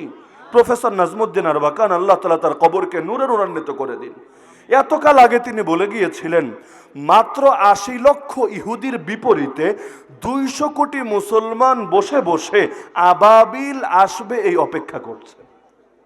80 লাখ ইহুদি, 80 কোটি না, 80 লাখ ইহুদি, আর 200 লাখ না 200 কোটি মুসলমান। তো 200 কোটি মুসলমান বসে অপেক্ষায় আছে কবে আবাবিল আসবে, ইহুদিদেরকে ঢিল মেরে মেরে শাস্তি দেবে, শায়েস্তা করবে, তারপর মুসলমানরা স্বাধীন আল আকসায় গিয়ে ইবাদত করবে, বন্দেগি করবে। তিনি আফসোস করে বলেছিলেন, এই যুগে যদি আবাবিল আসেও ঢিলগুলো ইহুদিদের গায়ে না ছুড়ে, সবার আগে কাপুরুষ মুসলমানদের গায়ে ছুড়বে। তো এখন এই আমেরিকা শেল্টার না পেলে, জার্মানির শেল্টার না পেলে, সে জাস্টিন ট্রুডোই বলেন, ইমানুয়েল মাখোই বলেন, অথবা যার নিজের পায়ের তলায় মাটি নেই সে জেলেনস্কিদের বড় বড় ডায়লগই বলেন, ইউনাইটেড নেশন বা জাতিসংঘের পরোক্ষ সাপোর্টই বলেন, তো এই জিনিসগুলোকে কাজে লাগিয়ে তো তারা লড়াই চালাচ্ছে। নিষিদ্ধ রাসায়নিক বোমা পর্যন্ত ব্যবহার করছে, যেই বোমা যদি একবার কারো গায়ে পড়ে, হালতটা এমন, এটা এমন আটার মতো করে লেগে যাবে, আপনার গায়ের হাড্ডিরে পর্যন্ত গলায় শেষ করে দিবে। একবার গায়ে লাগলে বাঁচার কোনো উপায় নাই। সিভিলিয়ান এলাকায় সিভিলিয়ান নাগরিকদের উপর এই প্রকার বোমা, রাসায়নিক অস্ত্র ব্যবহার করা জাতিসংঘের আইনেও নিষিদ্ধ, অস্ত্র আইনে স্পষ্ট নিষিদ্ধ করা। তারপরও এই মাজলুম গাজায় মুসলমানই আর কয়জন, এলাকাটাই আর কত বড়, পৃথিবীর অন্যতম ঘনবসতিপূর্ণ ছোট্ট একটা এলাকা, এর উপর জালেমরা এই নিষিদ্ধ জিনিসটা ব্যবহার করছে। তারপরও যেই প্রতিক্রিয়া দেখা দরকার ছিল সেই পশ্চিমা বিশ্বের থেকে 1000 ভাগের 1 ভাগও দেখা যাচ্ছে না। রাশিয়া মারলে ইউক্রেনরে, অস্ত্র দিয়ে সাহায্য করলো ইউক্রেনকে, ভালো কথা। এখন ইসরায়েল মারছে ফিলিস্তিনকে, দরকার তো ছিল ফিলিস্তিনের মুসলমানের পাশে আমেরিকা দাঁড়াবে, কিন্তু বাস্তবে কার পাশে দাঁড়িয়েছে? ফিলিস্তিনের পাশে না ইসরায়েলের পাশে? শুধু কি পাশে দাঁড়িয়েছে, রণতরী পাঠায় নাই, যুদ্ধাস্ত্র দিয়ে সহযোগিতা করার আশ্বাস দেয় নাই? তো কাফেরের পাশে দাঁড়াবে, এটা অস্বাভাবিক কিছু না। কিন্তু মুসলমানের পাশে না দাঁড়িয়ে কিভাবে থাকতে পারে? তো যেই বিষয়টা প্রসঙ্গে বলছিলাম, আমি এই প্রশ্নের সমাধান বের করতে পারছিলাম না। 2-1 জন ধার্মিকের নামে বক ধার্মিক এটা সব জায়গায় থাকে। মুসলমান নাম ব্যবহার করে কত লোক কাফেরের চাইতেও নিকৃষ্ট কাজ করে। তো 2-4টা খ্রিস্টান এমন থাকতে পারে যারা ইহুদিদেরকে বুকে জড়িয়ে নেয়, কিন্তু সব খ্রিস্টান না হলেও বড় একটা অংশের খ্রিস্টান এমন কিভাবে হয় যারা ইহুদিদের সঙ্গে দোস্ত পাতায় নেয়? তা আমি এটা 2টা জবাব পেয়েছি। একটা জবাব এটা প্রায় সকলের বোঝার কথা, জানার কথা। আল কুফরু মিল্লাতুন ওয়াহিদা, রাসূলে জানিয়েছেন কুফরি শক্তি মুসলমানদের বিপক্ষে 2 না, মুসলমানদের বিপক্ষে 1। তার নাম যাই হোক না কেন, কিন্তু যখন মুসলমানের বিরুদ্ধে ময়দানে নামে তখন আর নিজেদের মধ্যে দলাদলি থাকে না, সব দলাদলি ভুলে একসঙ্গে মুসলমানের ক্ষতি করতে ফিল্ডে নামে। এটা শুধু ইহুদি খ্রিস্টানের বেলায় না, এই সমস্ত দেশেও কাফের মুশরিকের দ্বন্দ্ব রাখেন অভ্যন্তরীণ ব্যাপারে, রাজনৈতিক ব্যাপারেও দেখবেন এমন। শত্রু যখন কমন, তখন কমন শত্রুকে দমন করার জন্য যাদের নিজেদের মধ্যে কামড়াকামড়ি, তারাও অতীতের কামড়াকামড়ি ভুলে এক হয়ে যায়, হাতে হাত রেখে কাঁধে কাঁধ মিলিয়ে ফিল্ডে নেমে যায় কমন শত্রুরে দমন করার জন্য। এই যে হামাসরা এখন বেশি সহযোগিতা দিচ্ছে কারা? ইরান, হিজবুল্লাহ, লেবানন, সিরিয়া, অথবা রমজান কাদিরোবরাও কিছু আশ্বাস দিচ্ছে। এখন আমাদের দেশের অনেক সোকল শায়েক, দেখেন না, এখন সবাই তো খেপে উঠেছে। সোকল শায়েকরা যারা এতকাল হানিনাট ব্যস্ত আর মধু ব্যস্ত, তারাও মধু বেচার বয়ান বন্ধ করে মুসলমানের রক্ত বেচার পক্ষে বয়ান দিচ্ছে, কাফের মুশরিকদের বিপক্ষে ফতোয়া না দিয়ে মজলুমানের কাটা ঘায়ে নুনের ছিটা দিচ্ছে। তো এখন এই শিয়ারা কেন সাপোর্ট দিচ্ছে? এ কারণে আমাদের দেশে সোকল্ড কিছু স্কলার খেপেছে যে হামাস যদি শিয়া না হয়, ওদের আকীদা যদি শিয়াবাদী আকীদা না হয়, তাহলে সুন্নিরা পাশে না দাঁড়িয়ে শিয়ারা কেন পাশে দাঁড়াচ্ছে? অথচ একটাবার চিন্তা করেন, দাবি যে করবে ভাই প্রমাণ তো তারই দিতে হবে। যে দাবি করে না প্রমাণ তারে দিতে হয় না। তুমি যদি দাবি করো হামাসের শিয়া আকীদা, যদি তুমি দাবি করো আল কাসাম ব্রিগেডের মুজাহিদিনের আকীদা শিয়া আকীদা, তাহলেও তো 2টা কথা দাঁড়ায়। 1 নম্বরে তুমি সুন্নি হয়ে কি করলা? আল আকসা তো প্যালেস্টাইনের ইস্যু না, আল আকসা তো বিশ্বের সকল মুসলমানের ইস্যু। আল আকসাকে পুনরুদ্ধার করা ফিলিস্তিনের মুসলমানদের শুধু ফরজ দায়িত্ব না, বরঞ্চ বাংলাদেশের মুসলমানেরও ফরজ দায়িত্ব, গোটা পৃথিবীর সকল মুসলমানের ফরজ দায়িত্ব। তো এখন তুমি যদি মানো বা বলো তারা শিয়া, তুমি সুন্নি হয়ে কি করলা? তুমি কেন এগিয়ে আসলা না? 2 নম্বর কথা, কেউ কাউরে সাপোর্ট করলেই সে তার দলের হয়ে যাবে, এটা মোটেও জরুরি না। কমন শত্রু হলো ইসরায়েল, কমন শত্রু হলো আমেরিকা। তো এখন বাংলায় একটা কথা বলে, মনে করেন আপনি আমার শত্রু, আর আরেকটা লোক যে আমার বন্ধুও না শত্রুও না, কিন্তু সে আপনার শত্রু। তো শত্রুর শত্রু যে, সে কিন্তু আবার হয়ে যায় বন্ধু। শোনেন নাই আপনারা? শত্রুর শত্রু যে, সে হয়ে যায় বন্ধু। অতীতে পূর্ব পরিচয় না থাকলেও লোকে অনেক সময় তাদের সঙ্গে হাত মিলায় নেয় নিজের ফায়দা এবং ধান্দা পূরণ করার জন্য। তো এখন কই পাইলে এরা শিয়া আকীদায় বিশ্বাসী? এদের কিতাব থেকে প্রমাণ দাও, এদের কিতাব থেকে দলিল দাও, এদের বক্তব্য থেকে এটার পক্ষে দলিল হাজির করো। না না, কেন সাপোর্ট করলো, কেন সাহায্য করলো, কেন অস্ত্র দিল? শিয়া দেশরা, শিয়া সংগঠনরা, এর দ্বারাই প্রমাণিত হলো তারা শিয়া। নাউযুবিল্লাহি মিন যালিক। তা এখন কমন শত্রুর বিরুদ্ধে লোকে যে এক হয়, এই দেশেই দেখেন, যখন প্রেসিডেন্ট এরশাদ 9 বছর ক্ষমতা দখল করেছিল, যে সিস্টেমেই হোক, এটা তো বয়স্ক লোক যারা আছেন তারা আরো ভালো জানেন, আমরা পড়ে পড়ে জেনেছি আর আপনারা দেখে দেখে জেনেছেন। তো সেই সময় এরশাদের পতন ঘটানোর জন্য আওয়ামী লীগ বিএনপি একসঙ্গে মাঠে নামে নাই, হাতে হাত রেখে কাঁধে কাঁধ মিলিয়ে এরশাদের বিরুদ্ধে আন্দোলন করে নাই। আজকে পারলে মিলান আওয়ামী লীগ বিএনপিরে দেখেন পারেন কিনা? পারবেন না। কিন্তু সেই সময় হয়েছিল কিভাবে, পেরেছিল কিভাবে? একটাই কারণ, কমন শত্রুরা দমন করার জন্য লোকে এভাবেই নিজেদের অতীত কামড়াকামড়ি ভুলে হাতে হাত রেখে কাঁধে কাঁধ মিলিয়ে ময়দানে নেমে যায়। তো একটা যুক্তি তো স্বাভাবিক ব্যাপার যে মুসলমান হলো ওদের কমন শত্রু। গায়রিল মাগদুবি আলাইহিম ওয়ালাদ-দাল্লিন। ডেইলি তো এই ফাতিহার এই লাস্ট আয়াত আপনারা পড়েন, এই আয়াতেই তো এই কথা ঘোষণা করেন, ইহুদি আর খ্রিস্টান আপনাদের বন্ধু না, ওরা গজবগ্রস্ত, ওরা পথহারা। লা তাত্তাখিদুল ইয়াহুদ ওয়ান নাসারা আউলিয়া বাদুহুম আউলিয়া বাদ। আল্লাহ হারাম করে দিয়েছেন ইহুদি আর খ্রিস্টানকে বন্ধু বানাতে। ওরা একদল আরেক দলের বন্ধু হতে পারে, কিন্তু ওরা কখনোই মুসলমানের বন্ধু হতে পারে না। হাড্ডি যেভাবে কখনো গোশত হয় না, ইহুদি আর খ্রিস্টানও কখনো মুসলমানের দোস্ত হতে পারে না। তো এটা তো স্বাভাবিক ব্যাপার, কমন শত্রুরা দমন করার জন্য সবাই একাকার হবে। আর আল আকসা এমন একটা জায়গা, এটারে কেন্দ্র করে খালি আমাদের আকীদা আছে এমন না। আমাদের দৃষ্টিতে এটা আমাদের প্রথম কেবলা, ওদের দৃষ্টিতে, ইহুদিদের দৃষ্টিতে এটা তো ইহুদিদেরই কেবলা। তো এখন এটার সঙ্গে তিনোটা ধর্মের আকীদাই জড়িত, খ্রিস্টানদের আকীদাও জড়িত, ইহুদিদের আকীদাও জড়িত, মুসলমানের আকীদাও জড়িত। তো কমন দুশমন হলো মুসলমান, কারণ মুসলমান যদি একবার প্রতিষ্ঠিত হয়, ইহুদিও জানে তাদের কি হবে, খ্রিস্টানও জানে তাদের কি হবে। সুতরাং দুই দল মিলে মুসলমানকে দমাবে, স্বাভাবিক। তবে আমি যেই বিশেষ পয়েন্টটা খুঁজে পেয়েছি সেটা এটা না, সেটা হলো এর চাইতে একটু সেন্সিটিভ, ওটা বলেই আলোচনার ইতি টানবো। আপনারা জানার কথা, খ্রিস্টানদের অনেকগুলো দল আছে, মুসলমানেরও যেমন বহু দল আছে না, আপনার নাসিরনগরে জেলাপিখোর মুসলমান, জেলাপি ছাড়া মুসলমান, এইরকম বহু দল আর ভাগ আছে কি না, নাকি নাই? এই রবিউল আউয়াল মাসেও যারা সকলে একসঙ্গে মিলেমিশে চলে নাই, বরং এক দল আরেক দলরে কেন জিলাপি খাইলো না, জিলাপি দিবস পালন করলো না, এই জন্য নবীর দুশমন ফতোয়া দিতেও দ্বিধা করে নাই।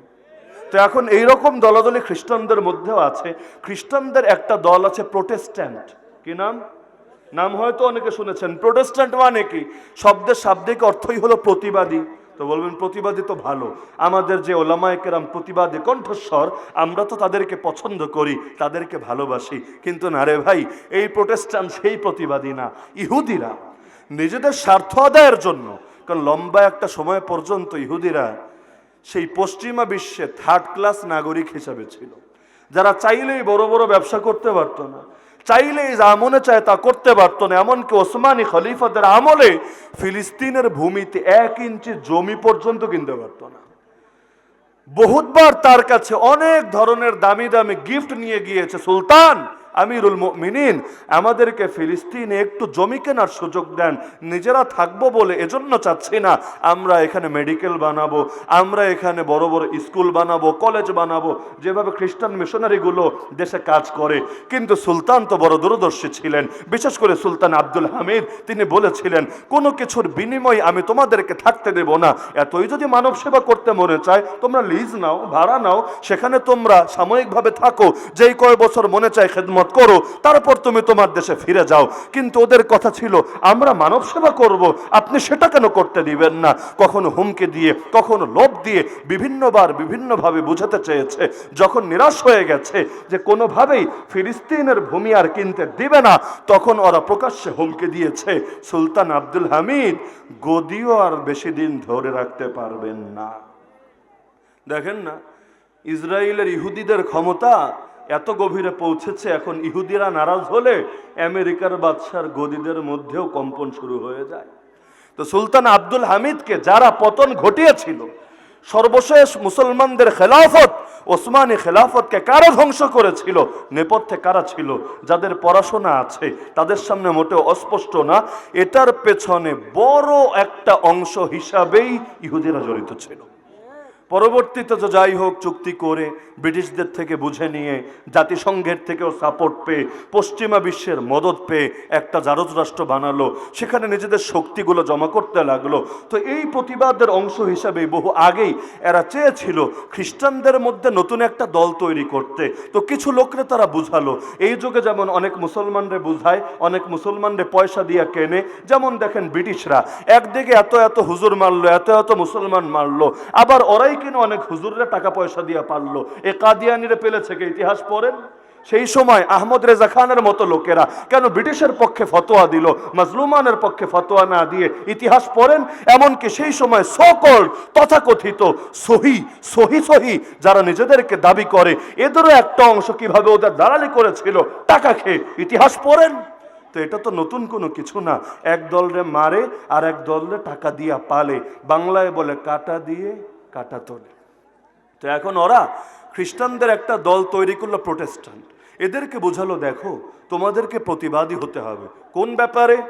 ধর্মের যত ঐতিহ্য, ধর্মের যত সংস্কৃতি, ধর্মের যত আকীদা বিশ্বাস, কোনোটাই শাশ্বত না, কোনোটাই অকাট্য না, তোমাদেরকে এগুলো নিয়ে নতুন করে ভাবতে হবে। তো রোমান ক্যাথলিক চার্চে তাদের একটা নির্দিষ্ট ইবাদত ছিল, তারা মনে করতো যেহেতু খ্রিস্টানদের নবীকে মেরেছে ইহুদিরা, এই কারণে নিয়মিত ইহুদিদেরকে আরো অভিশাপ দিত। এদের একটা উৎসব ছিল গুড ফ্রাইডে, কি নাম? ফ্রাইডে মানে শুক্রবার, গুড মানে ভালো, গুড ফ্রাইডে। এই গুড ফ্রাইডে অনুষ্ঠানেও তারা বিশেষভাবে এই ইহুদিদেরকে লানত দিত, অভিশাপ দিত।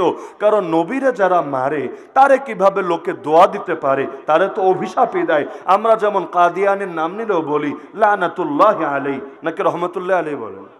লানাতুল্লাহ আলাই, লানাহুল্লাহ, আল্লাহ লানত পড়ুক, আল্লাহর অভিশাপ পতিত হোক এই জালেমের উপর। তো তারাও গুড ফ্রাইডে পালন করে আরো বিভিন্ন উপলক্ষে ইহুদিদের বিরুদ্ধে অভিশাপ দিত, এবং এটাই যুক্তির দাবি ছিল। কিন্তু এই প্রোটেস্ট্যান্টরা যেহেতু প্রতিবাদী, সব বিষয় নিয়ে নতুন করে ভাববে, সব বিষয় নিয়ে নতুন করে স্টাডি করবে, গবেষণা করবে। এখন তারা এটা নিয়েও প্রশ্ন তুললো, কেন ইহুদিদেরকে অভিশাপ দিতে হবে? তারা পাপ কি করেছে? যদি করে, যারা করেছে তারা মরে গেছে, এখনকার লোকরা কি অপরাধ করেছে? ওদেরকে কেন শত্রু মনে করতে হবে? ব্যাস একটা দলাদলি, ভাগাভাগি আর দুর্বলতা এখান থেকে তৈরি হলো।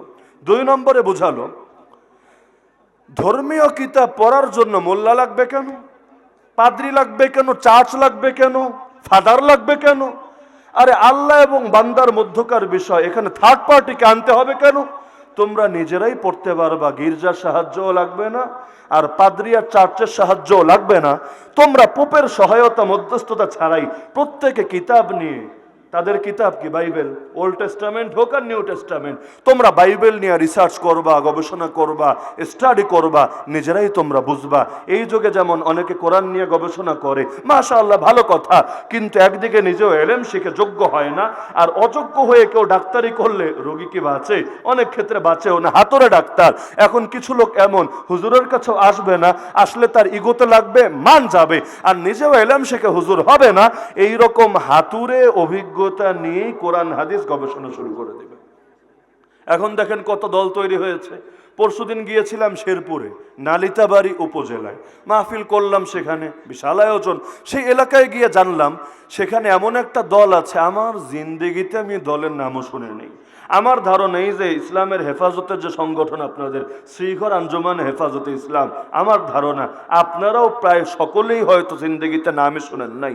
দলটার নাম দাব্বাতুল আরদ। নাম শুনছেন জীবনে? দাব্বাতুল আরদ তো কেয়ামতের একটা আলামত আছে, ওইটা না, দলের নামই দাব্বাতুল আরদ। অথচ দাব্বাতুল মানে জানোয়ার, আল আরদ মানে মাটি বা পৃথিবী। তো দাব্বাতুল আরদ মানেই হইল পৃথিবীর জানোয়ার। কোন লোকে নিজের নাম জানোয়ার রাহে আল্লাহ ভালো জানে। এদেরকে মাথায় সমস্যা, নাকি আরবি শব্দ দেখেই ক্রাশ খেয়েছে, অর্থ বোঝে না।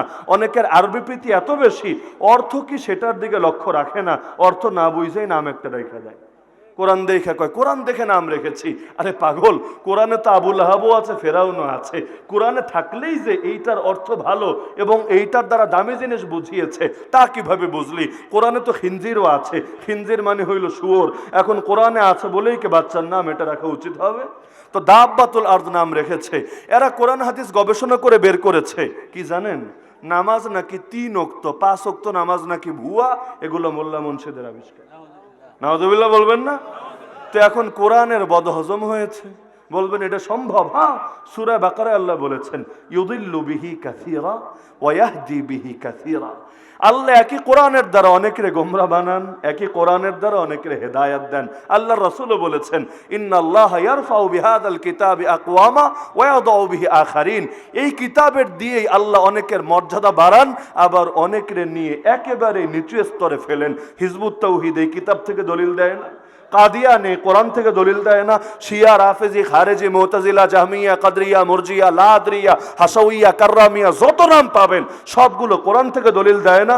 দেয় কোরআন থেকে দলিল, কিন্তু হেদায়েতের দিকে আগাতে পারে না, উল্টো জাহান্নামের দিকে আগায়।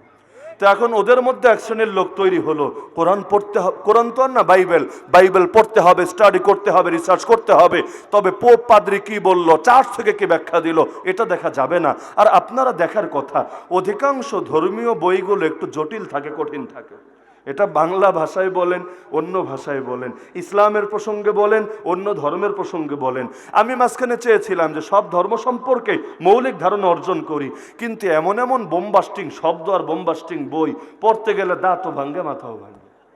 তো এখন ধর্মীয় মূলধারার কিতাবগুলো বেচাদের পড়তে অনেক জটিলতা দেখা দিত। তো ওরা একজন গবেষকরে দিয়া সহজ করে বাইবেলের একটা ব্যাখ্যা লেখালো। ভালো কথা, কোরআনের সহজ অনুবাদ পাওয়া যায় না, সহজ ব্যাখ্যা পাওয়া যায় না, যে টিকা দিয়ে অল্প অল্প কথায় মোটামুটি ব্যাখ্যা করে দেয়। এমন অনেক সুন্দর সুন্দর কিতাবও আছে আলহামদুলিল্লাহ। যেমন আমরা অনেকের সাজেস্ট করি তাফসিরে তাওজিহুল কোরআন, আল্লামা তকি ওসমানী হাফিজাহুল্লাহ লেখা একেবারে সংক্ষিপ্ত কিতাব, অতি সংক্ষেপে ব্যাখ্যা দেওয়া আর সহজ সরল অনুবাদ। যারা পড়ে মোটামুটি সবাই ভালো রিভিউ দিয়ে থাকে। তো এখন ওরাও সহজ করে বাইবেলের ব্যাখ্যা ছাপানোর উদ্যোগ নিল। এটা ভালো না খারাপ? বলেন না, আপনাদের কি ধারণা, ভালো না খারাপ? অবশ্যই ভালো, অবশ্যই ভালো। তবে বাইবেল আর কোরআনের বড় একটা পার্থক্য কি জানেন? কোরআন কোন ভাষায়? কোন ভাষায়? আপনাদের ছেলেপেলেরা যারা কোরআন হিফজ করে কোন ভাষায় হিফজ করে? বাংলায়, আরবিতে। এমনকি ওলামায়ে কেরামের সম্মিলিত ফাতোয়া, কোরআনের কোন অনুবাদ আরবিকে বাদ দিয়ে শুধুমাত্র অনুবাদ ছাপা জায়েজ নাই। কেন? যাতে করে মূলটা হারায় না যায়। এভাবে যদি সবাই মিলে শুধু অনুবাদই ছাপায়, এক পর্যায়ে লোকের কাছে মূলটা কম দামি মনে হতে পারে, হারা যেতে পারে। তখন আমাদের হালত ওদের মতো হবে। ইনজিল শরীফ মূল যেই ভাষায় ছিল, গোটা দুনিয়া খুঁজেও সেই ভাষার কপি আপনি পাবেন না। কেন?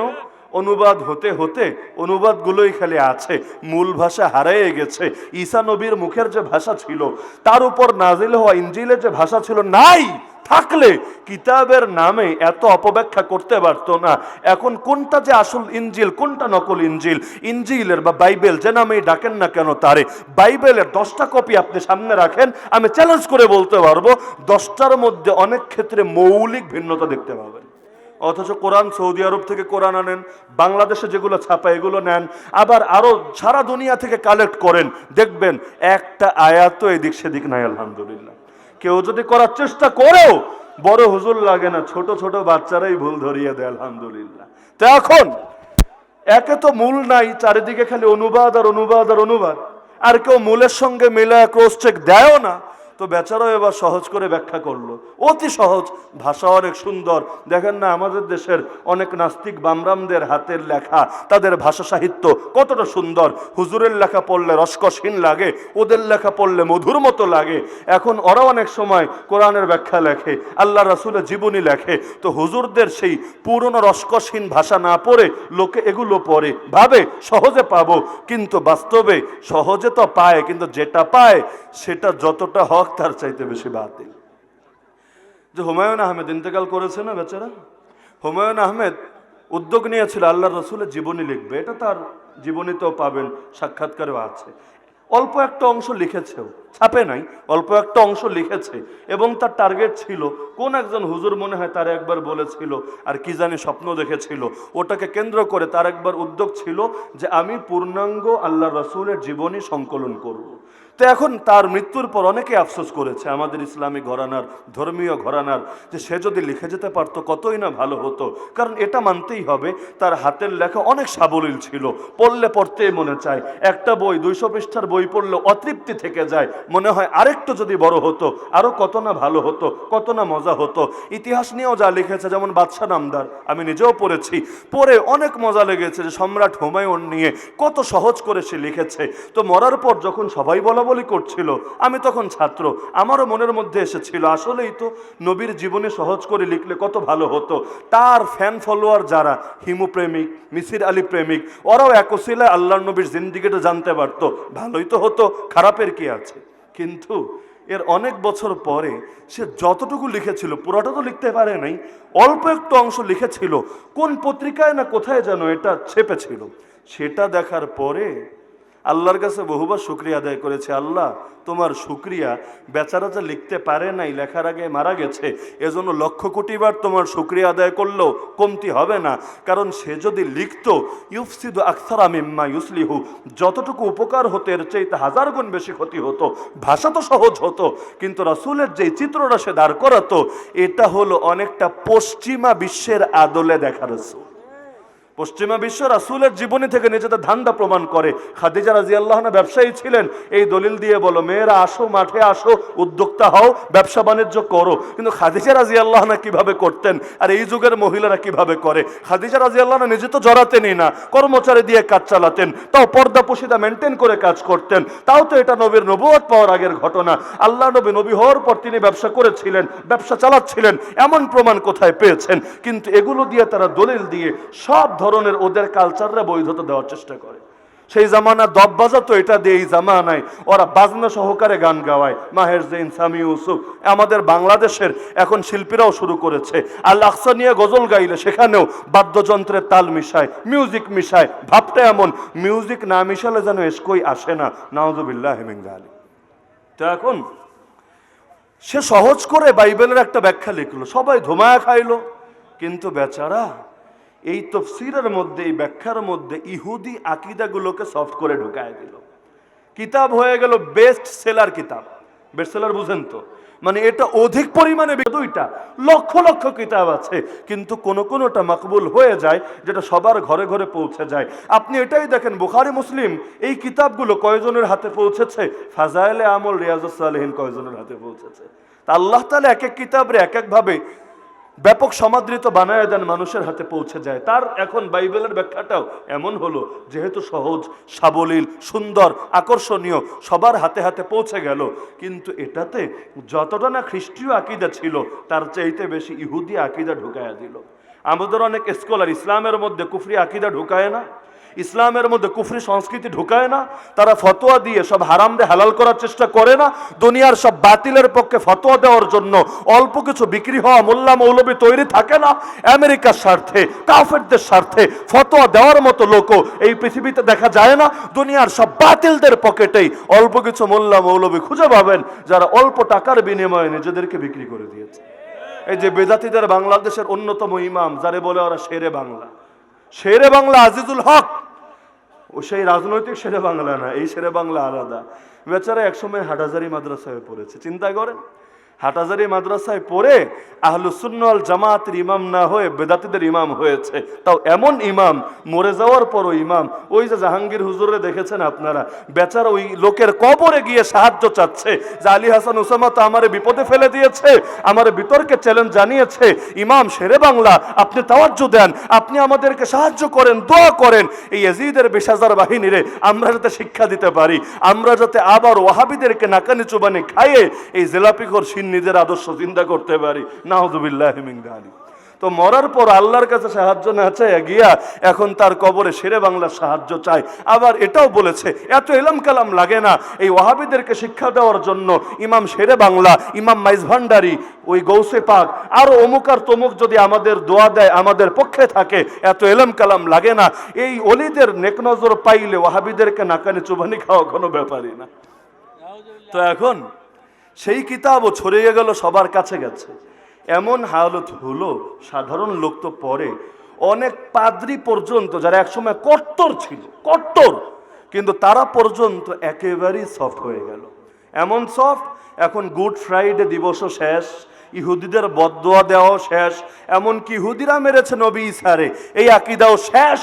কারণ একজনের পাপের কারণে সবাইরা দোষী করবে না, ইত্যাদি করতে করতে ইহুদিদের সঙ্গে বন্ধুত্বপূর্ণ সম্পর্ক তৈরি হতে হতে আজকের আমেরিকার অধিকাংশ খ্রিস্টান এই দলের খ্রিস্টান মানে প্রোটেস্ট্যান্টে পরিণত হয়েছে।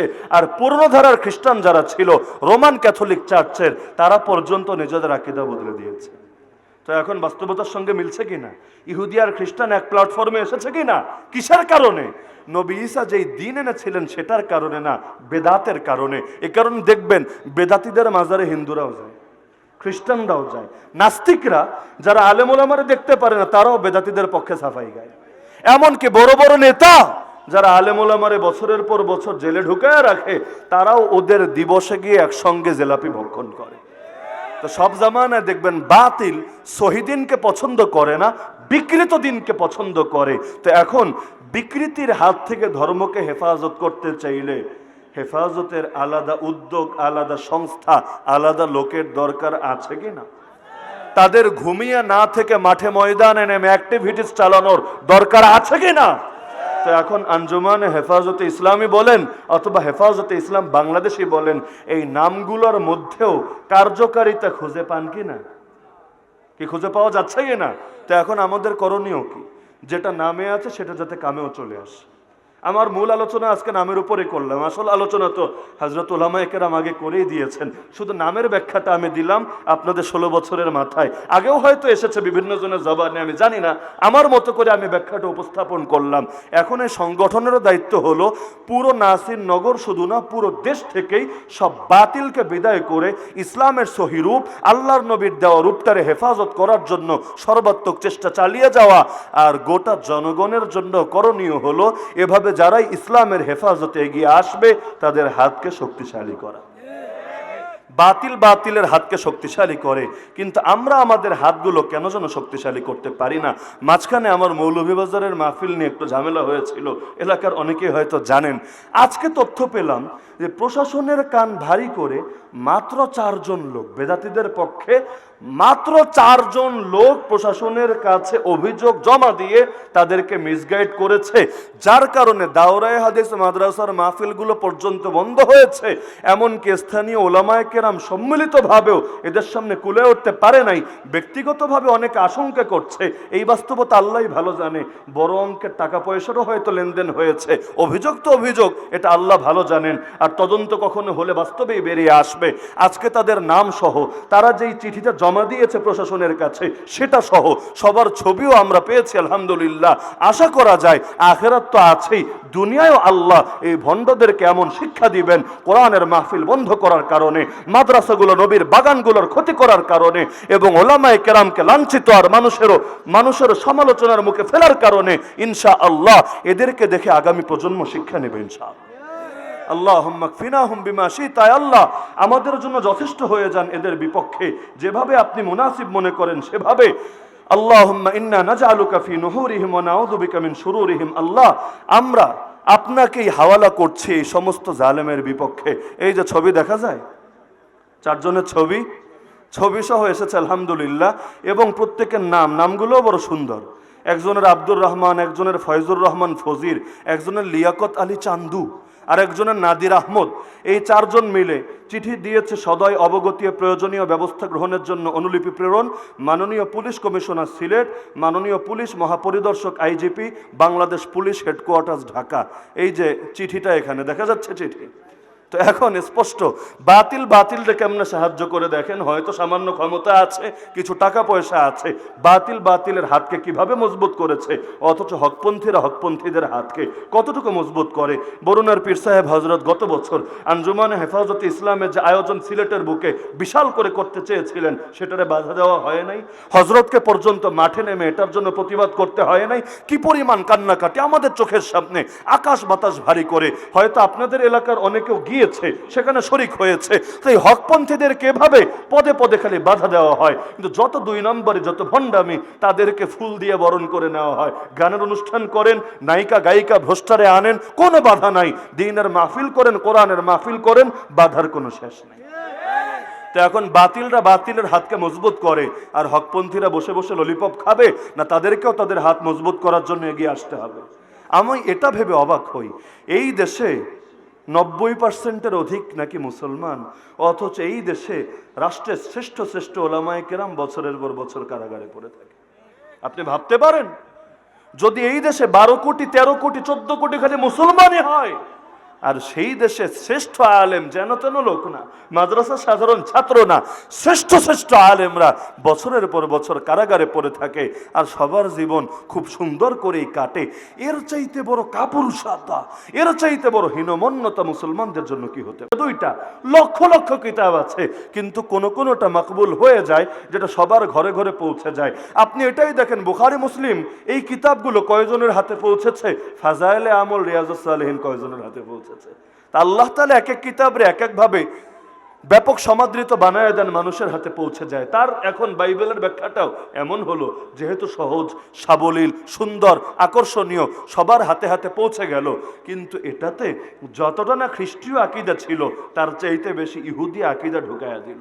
আমাদের অনেক স্কলার ইসলামের মধ্যে কুফরি আকীদা ঢুকায় না, ইসলামের মধ্যে কুফরি সংস্কৃতি ঢুকায় না, তারা ফতোয়া দিয়ে সব হারামদের হালাল করার চেষ্টা করে না, দুনিয়ার সব বাতিলের পক্ষে ফতোয়া দেওয়ার জন্য অল্প কিছু বিক্রি হওয়া মোল্লা মৌলবী তৈরি থাকে না, আমেরিকার স্বার্থে কাফেরদের স্বার্থে ফতোয়া দেওয়ার মতো লোকও এই পৃথিবীতে দেখা যায় না। দুনিয়ার সব বাতিলদের পকেটেই অল্প কিছু মোল্লা মৌলবী খুঁজে পাবেন যারা অল্প টাকার বিনিময়ে নিজেদেরকে বিক্রি করে দিয়েছে। এই যে বেদাতীদের বাংলাদেশের অন্যতম ইমাম, যারে বলে ওরা শেরে বাংলা, শেরে বাংলা আজিজুল হক, ও সেই রাজনৈতিক শেরে বাংলা না, এই শেরে বাংলা আলাদা।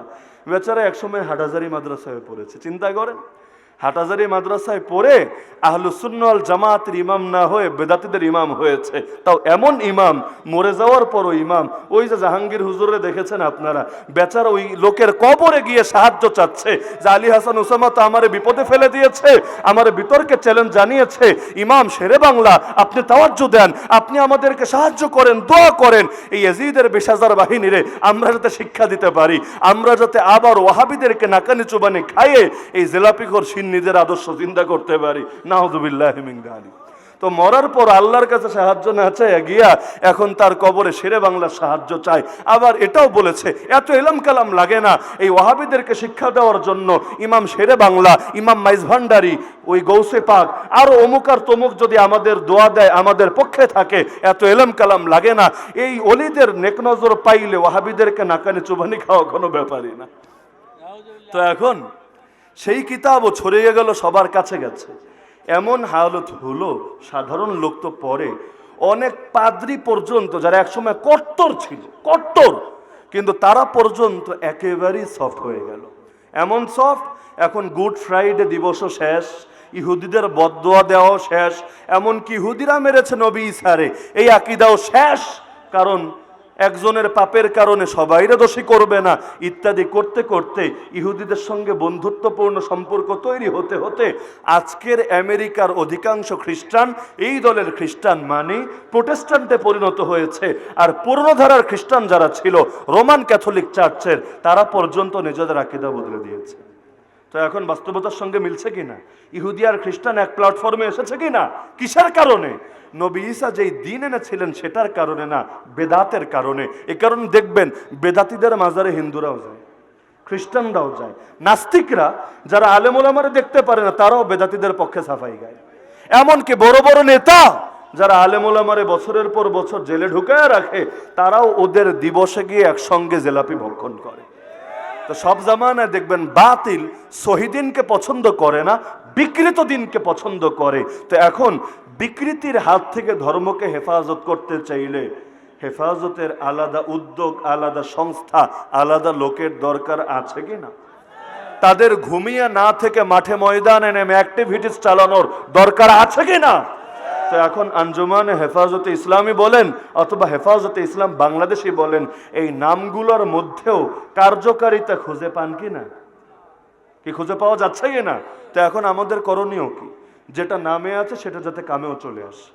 আমার মূল আলোচনা আজকে নামের উপরে করলাম, আসল আলোচনা তো হযরত উলামায়ে কেরাম আগে করেই দিয়েছেন, শুধু নামের ব্যাখ্যাটা আমি দিলাম আপনাদের 16 বছরের মাথায়। আগেও হয়তো এসেছে বিভিন্ন জনের জবানে, আমি জানি না, আমার মতো করে আমি ব্যাখ্যাটা উপস্থাপন করলাম। এখন এই সংগঠনেরও দায়িত্ব হলো পুরো নাসির নগর শুধু না, পুরো দেশ থেকেই সব বাতিলকে বিদায় করে ইসলামের সহি রূপ, আল্লাহর নবীর দেওয়া রূপটারে হেফাজত করার জন্য সর্বাত্মক চেষ্টা চালিয়ে যাওয়া।